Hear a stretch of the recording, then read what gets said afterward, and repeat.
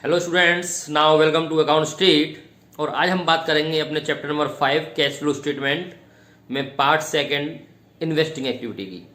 तो देखिए, cash flow statement में इन्वेस्टिंग एक्टिविटीज को हम किस प्रकार से प्रिपेयर करेंगे वो हम विशेष ध्यान देंगे। अभी हमने ऑपरेटिंग एक्टिविटी को बनाना सीखा था। तो ऑपरेटिंग एक्टिविटी में क्या था कि उसमें काफ़ी स्टेप्स थे कि नॉन कैश एक्सपेंसेस आइटम को हम ऐड किया करते थे, फिर नॉन कैश इनकम्स को हम लेस करते थे, उसके बाद operating profit before working capital changes निकल के आता था। और उसमें फिर हम करंट असेट्स और करंट लायबिलिटीज जो डिक्रीज और इंक्रीज हो रहे हैं उनको ऐड और लेस करने के बाद कैश जनरेटेड फ्रॉम ऑपरेशन, और वहां से इनकम टैक्स को लेस करने के बाद हम अपना cash flow from operating activity या यूज्ड इन ऑपरेटिंग एक्टिविटी को फाइंड आउट करते थे। Cash flow from investing activity बनाना बड़ा ही इजी है। यहां पर किस प्रकार से हम कैश फ्लो इन्वेस्टिंग एक्टिविटी को प्रिपेयर कर सकते हैं तो ध्यान देंगे।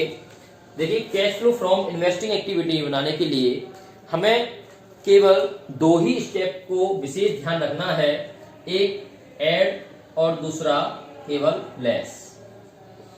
अब हमें देखना यह है कि ऐड में कौन कौन से आइटम्स आप ऐड करेंगे, कौन कौन से आइटम को लेस किया जाएगा। तो देखिए, आपने ऑपरेटिंग में देखा कि वहां पर हमने करंट असेट्स और करंट लायबिलिटी से रिलेटेड सभी आइटम्स को नोट किए थे ज्यादातर, और नॉन कैश एक्सपेंस या इनकम्स को नोट किया था। लेकिन इन्वेस्टिंग एक्टिविटी के अंदर यहां पर फिक्स्ड असेट्स को अगर हम परचेज करते हैं तो ऐसी कंडीशन में आपका क्या होता है, पैसा अगर हम परचेज करेंगे तो पैसा आएगा या जाएगा। तो परचेज अगर हम करते हैं तो पैसा जाएगा, इट मींस आउटफ्लो हो रहा है, और आउटफ्लो अगर हो रहा है तो हम उसे लेस करेंगे। और अगर किसी को भी हम सेल आउट करते हैं फिक्स्ड असेट्स को तो पैसा ऐसी कंडीशन में आता है हमारे पास, इट मींस इनफ्लो होता है और उसको ऐड किया जाएगा। तो यहां पर ध्यान देंगे, अगर कोई भी सेल ऑफ फिक्स्ड असेट्स है, यानी कि फिक्स्ड असेट्स को अगर आप सेल आउट करते हैं तो पैसा आपके पास आएगा और आप उसको ऐड वाली साइड में नोट कर सकते हैं।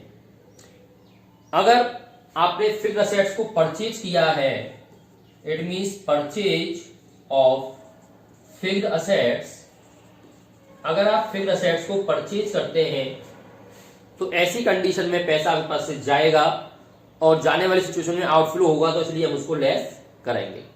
यहां पर फिक्स्ड असेट्स आपकी दो प्रकार की होती है, टेंजिबल और इंटेंजिबल। ये दोनों के लिए ही अप्लाई किया जाता है, चाहे वो टेंजिबल हो या वो इंटेंजिबल हो। देखिए, इंटेंजिबल पर एक लाइक एज अ गुडविल पर हम डिस्कस करते हैं थोड़ा सा। तो गुडविल हम देखते हैं, गुडविल को अगर आपने परचेज किया है, गुडविल को आपने अगर परचेज किया है तो ऐसी कंडीशन में क्या होगा। तो देखिए, गुडविल में मान लीजिए करंट और प्रीवियस दोनों की अमाउंट आपको क्वेश्चन के अंदर गिवन है। करंट ईयर की अमाउंट आपकी मान लीजिए 50,000 है और प्रीवियस ईयर की अमाउंट आपकी 30,000 है।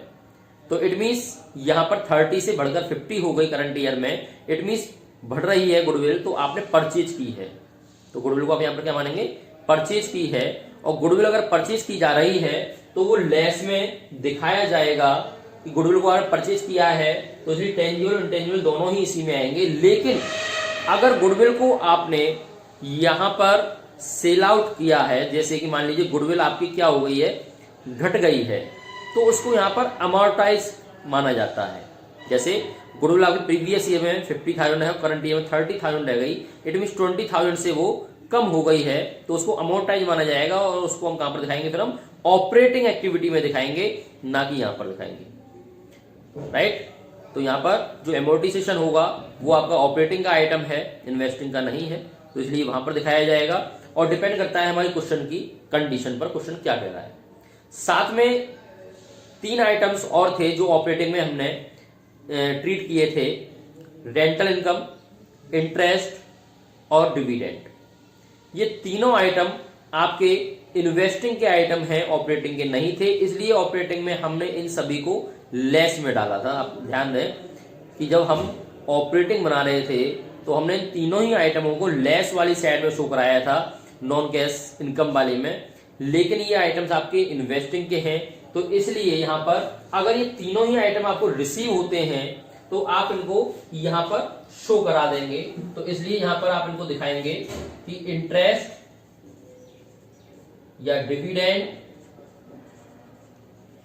या रेंट, और तीनों ही अगर रिसीव्ड वाली कंडीशन में है तो इनको ऐड किया जाएगा। यहां पर विशेष ध्यान आपको इस पर देना है कि अगर इंटरेस्ट रिसीव्ड है या डिविडेंड रिसीव्ड है या रेंट रिसीव्ड है तो ये एज अ इन्वेस्टमेंट माना जाएगा और इनको यहां पर शो कराया जाएगा, राइट। तो केवल यही आइटम्स हैं आपके जो आपके इन्वेस्टिंग एक्टिविटी में आने हैं और इसके अलावा कोई भी आइटम आपका इन्वेस्टिंग का नहीं है। तो इस प्रकार से आप यहां से प्लस माइनस करके निकाल सकते हैं। सीधा आपका आंसर जो निकल के आएगा वो आपका कहलाएगा कैश फ्लो फ्रॉम या यूज्ड इन इन्वेस्टिंग एक्टिविटीज। तो ध्यान दें, अगर आपका आंसर प्लस में आता है, पॉजिटिव में आता है, तो ऐसी सिचुएशन में वो फ्रॉम होगा, और अगर आपका आंसर माइनस में आता है, नेगेटिव आता है, तो उस कंडीशन में हम यूज्ड इन का यूज करेंगे, जैसे आपने ऑपरेटिंग में सीखा था। आई होप क्लियर हो गया होगा। अब हम बात करते हैं कि कभी कभी ऐसा होता है कि आपको फिक्स्ड असेट्स दी हुई हैं और वो उसमें बैलेंसेज आपको प्रीवियस ईयर और करंट ईयर दोनों के दिए हुए हैं। तो देखिए, जब भी आपको फिक्स्ड असेट्स की प्रीवियस ईयर और करंट ईयर की अमाउंट दी गई है और कोई डेप्रिसिएशन वगैरह कुछ भी नहीं है, उनसे रिलेटेड कुछ नहीं कहा है क्वेश्चन में, कोई एडजस्टमेंट नहीं है, तो सीधी सी बात है कि अगर प्रीवियस ईयर की अमाउंट मान लीजिए 2 लाख की है और करंट ईयर की अमाउंट 3 लाख की है, यानी कि बढ़ गई है, तो आप मान लेंगे कि उसको परचेज किया गया है। क्योंकि पहले 2 लाख की आपकी फिक्स्ड असेट्स थी, लेकिन अब वो बढ़ करके 3 लाख की हो गई है, तो सीधी सी बात है उस फिक्स्ड असेट्स को परचेज किया गया है, यानी 1 लाख रुपए आप परचेज ऑफ फिक्स्ड असेट्स के नाम से यहां पर लेफ्ट साइड में शो करा सकते हैं। और अगर आपकी मान लीजिए कम हो गई है अमाउंट कि प्रीवियस ईयर अमाउंट 2 लाख की थी और करंट ईयर में अमाउंट वो केवल 1,50,000 की रह गई है, इट मीन 50,000 से कम हो गया है, तो 50,000 को यहां पर सेल माना जाएगा और उसको सेल ऑफ फिक्स्ड असेट्स में 50,000 रुपीज को शो करा दिया जाएगा। ये उस सिचुएशन में है जब आपको केवल फिक्स्ड असेट्स की प्रीवियस ईयर और करंट ईयर की अमाउंट्स गिवन है और उससे रिलेटेड कोई एडजस्टमेंट्स नहीं है, कोई डेप्रिसिएशन नहीं गिवन है, तो आप सीधा उसको निकाल सकते हैं। लेकिन इसमें अगर मान लीजिए डेप्रिसिएशन आ जाता है या एक्यूमुलेटेड डेप्रिसिएशन आ जाता है, तो उस सिचुएशन में हम क्या करेंगे, तो वो हम अपनी इन्वेस्टिंग एक्टिविटीज की सेकंड वीडियो में देखेंगे। आज के लिए केवल इतना ही हम सिंपल वे में करेंगे कि इन्वेस्टिंग एक्टिविटी को केवल इस प्रकार आइटम के यही आइटम है और इन आइटमों से हम कैश फ्लो फ्रॉम इन्वेस्टिंग या cash flow used in investing activities को फाइंड आउट कर सकते हैं। अब इसकी जो वर्किंग नोट होगी वो हम सेकंड वीडियो में देखेंगे कि किस प्रकार से हम एक्यूमुलेटेड डेप्रिसिएशन या डेप्रिसिएशन अगर साथ में दिया हुआ है क्वेश्चन में तो किस प्रकार से हम उसको ट्रीट करेंगे। ओके, तो मिलते हैं नेक्स्ट वीडियो में। तब तक के लिए आप इस वीडियो को अच्छे से देखें, प्रिपेयर करें अपने नोट्स को।